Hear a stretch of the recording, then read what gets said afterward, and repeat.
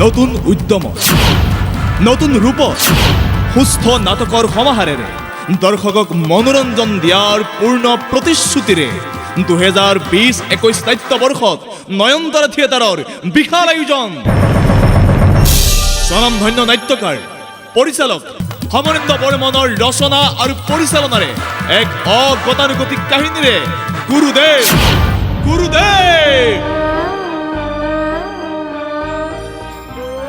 বিশিষ্ট নাট্যকাৰ ৰঞ্জিত দাসৰ ৰচনাৰে আৰু দীপক মালাকাৰৰ পৰিচালনাৰে এখন মননশীল নাটক কলংক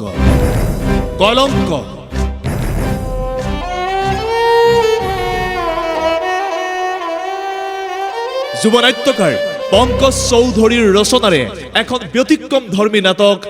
ৰাখী বন্ধন